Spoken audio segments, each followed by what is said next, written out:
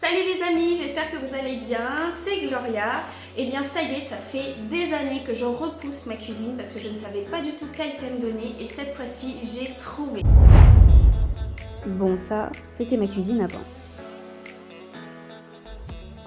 J'ai dû me débarrasser de cet énorme plan de travail et honnêtement, c'était pas simple du tout. Le but était de le ramener le plus proche du sol pour éviter que ce plan ne tombe. Alors à l'aide de ces tabourets, j'ai pu le ramener au sol et j'ai pu m'en débarrasser. Et pendant ce temps, quelqu'un dort paisiblement. C'est parti pour la pose des rails et des montants en 48 mm, l'épaisseur du mur ne me permettant pas de mettre du 10 mm. Avant de sertir, je vérifie bien au niveau à bulle que mes rails sont bien droits et je les sépare de 60 cm. Je réalise ici un mur en fausse pierre patrimoine. C'est parti pour l'électricité, j'ai bien sûr testé tous mes câbles avec un multimètre. Et j'ai fait bien sûr ma connexion avec des Wago plutôt que des dominos. Maintenant il faut se débarrasser de l'autre partie de la cuisine.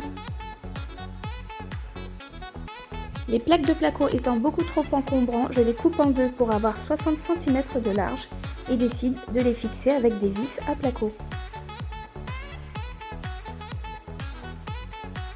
Après avoir repéré l'emplacement des prises, je fais des trous avec une scie cloche et je mets mes boîtes d'encastrement et mes câbles pour l'électricité des futures prises. Vous devez mettre des vis à placo tous les 20 cm et vous avez aussi des repères sur les placos pour savoir exactement où mettre vos vis.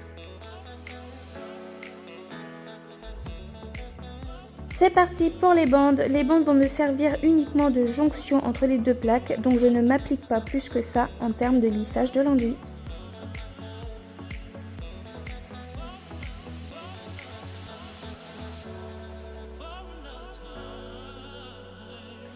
Il est 1h du matin, là je viens tout juste de finir les bandes du plafond, du coup que vous voyez pas en fait. Bah oui, en fait elles sont super fines, j'ai mis des bandes de renfort en haut, parce que le plafond par contre il va quand même se voir. Là ça y est, ça commence vraiment à ressembler à quelque chose. Voilà. Et voilà. Donc j'ai fini toute cette partie. Et puis bah, je continue demain. Voilà, 1h du matin, je voulais vraiment finir les murs, au moins avec les bandes de plafond, les bandes de renfort et toutes ces choses-là. Donc ça y est, ça c'est fait. Demain, je continue ici, du coup pour faire passer, parce qu'ici ce sera du placo avec du polystyrène, donc ce sera collé au map. Pour pouvoir coller un doublage au map, il faudra bien avoir un mur lisse et enlever tout ce qui dépasse.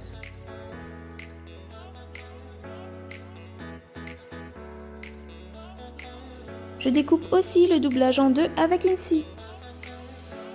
J'ai mis beaucoup de maps sur chacune des plaques pour être sûr que cela colle bien. Avec une planche en bois et un marteau, je suis venue taper tout le long des placos pour être sûr que cela colle bien. Vous le croyez que j'essaye de faire une sieste à 18h? Malgré les pénuries de matériaux, j'ai quand même réussi à recevoir tout mon matériel pour la cuisine. Honnêtement, j'ai vraiment croisé les doigts et prié de toutes mes forces. Tout est arrivé à point nommé.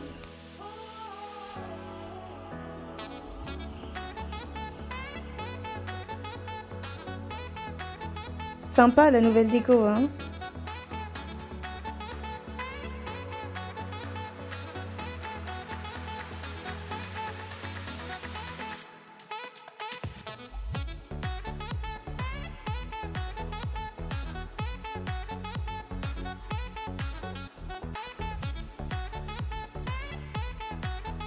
Ah oui, tiens, tant que j'y pense, quelqu'un a besoin d'un petit coup de rafraîchissement.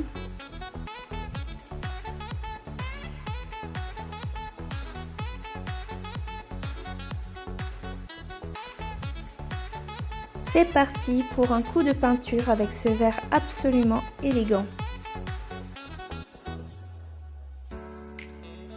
Les bandes sont encore visibles parce que l'enduit est mouillé, mais ça ne se verra plus du tout une fois que ça aura séché.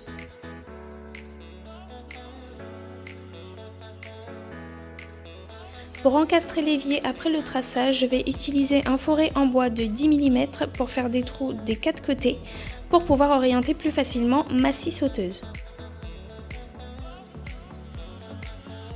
Ensuite, il faudra simplement faire les raccordements classiques. Les façades de ma cuisine étant livrées sans repère pour les poignées, il me faut donc les tracer à la main. J'en profite pour montrer à mon fils à monter des meubles. Bon, vous l'aurez compris, il s'est vite lassé. Du coup, je finis de monter les meubles toute seule comme une grande. Je vais à présent monter le reste des caissons.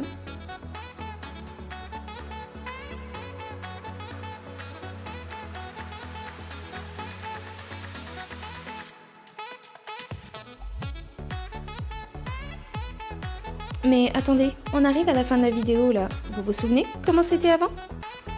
Bon allez, je vous montre.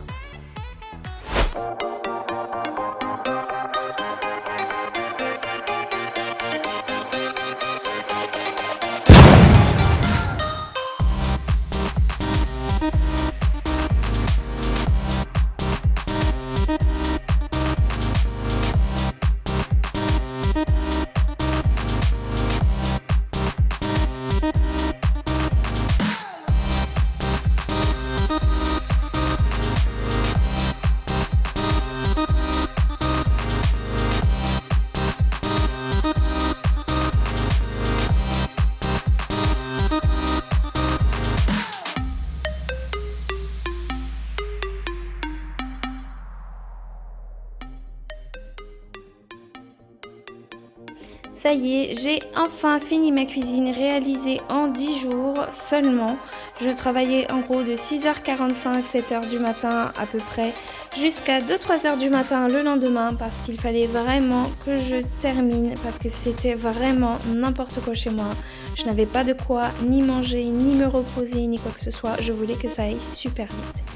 Et honnêtement, je trouve que le résultat est vraiment pas mal. Effectivement, j'ai pas fini toutes les finitions, mais le cœur y est. Qu'est-ce que vous en pensez?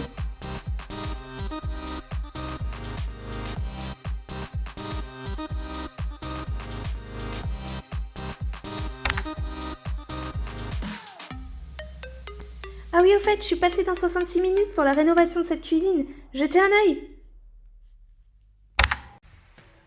Pas de coup de jus. Ça fonctionne, impeccable. Gloria peut maintenant se lancer dans le gros des travaux.